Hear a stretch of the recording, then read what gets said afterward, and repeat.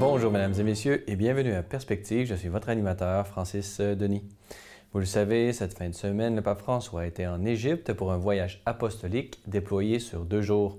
Arrivé vendredi à l'aéroport international du Caire, où l'attendaient plusieurs membres du clergé et les autorités civiles égyptiennes, le pape s'est rendu au palais présidentiel pour une courte visite de courtoisie au président El-Sisi, avant de se rendre à l'université Al-Aqsa où se déroulait une conférence sur la paix.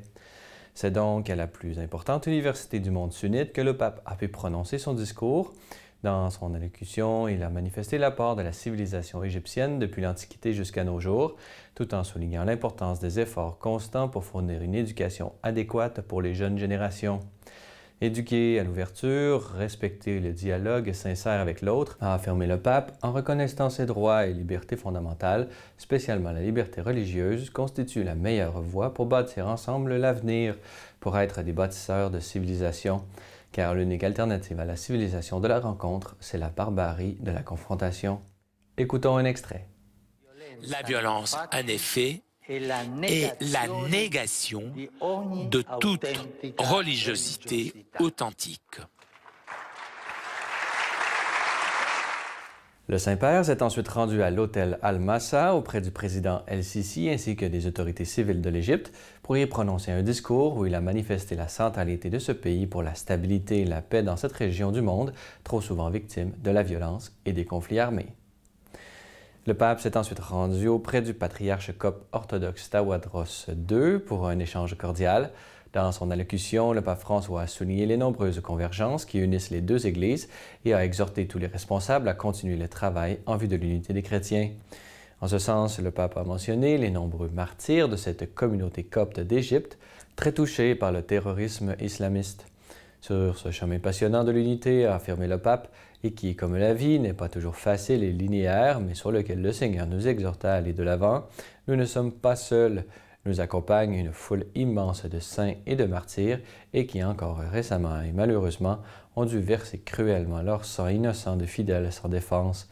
Leur sang innocent nous unit. À la fin de cet entretien, les deux chefs religieux ont signé une déclaration commune, marquant ainsi une nouvelle étape dans le rapprochement entre les deux églises, avant de se rendre dans l'église adjacente pour une rencontre de prière œcuménique. Samedi matin, le pape s'est rendu au stade Air Defense pour y célébrer la messe en compagnie de la communauté catholique égyptienne. C'est donc devant des milliers de fidèles que le souverain pontife a pu prononcer son homélie commentant l'évangile des disciples d'Emmaüs. Dieu n'apprécie que la foi professée par la vie, parce que l'unique extrémisme admis pour les croyants est celui de la charité. Toute autre forme d'extrémisme ne vient pas de Dieu et ne lui plaît pas, a-t-il affirmé. Écoutez. La vraie foi, conclut le pape, est celle qui nous rend plus charitables, plus miséricordieux, plus honnêtes et plus humains. C'est celle qui nous porte à défendre la culture de la rencontre. En somme, Dieu n'apprécie que la foi professée par la vie, parce que l'unique extrémisme admis par les croyants est celui de la charité. Pour son dernier arrêt de ce voyage apostolique, le pape a rencontré le clergé, religieux et religieuses et les séminaristes d'Égypte. Dans son discours, l'évêque de Rome a souligné 7 tentations qui guettent les personnes dédiées au service de l'Église, tout en manifestant les richesses de la grâce ainsi que des saints qui, comme saint Paul l'ermite, saint Antoine et les pères du désert, et qui permettent d'être des véritables sels de la terre et de la lumière du monde. C'est donc samedi soir qu'a décollé l'avion du pape pour Rome. Comme c'est son habitude, le pape s'est entretenu avec les nombreux journalistes présents avec lui. Réfugiés, populisme, crise nord-coréenne et vénézuélienne sont quelques-uns des sujets abordés par le pape. De retour à Rome, le pape a pu présider à la prière du Regina Coeli.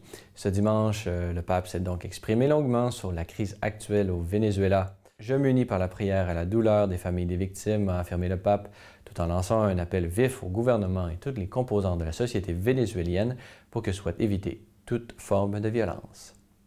Notez en terminant que vous trouverez l'ensemble des textes et des discours du pape François en Égypte sur notre site internet au www.celeslumières-tv.org. Voilà, c'est tout pour aujourd'hui. Bonne fin de soirée à tous. À la prochaine!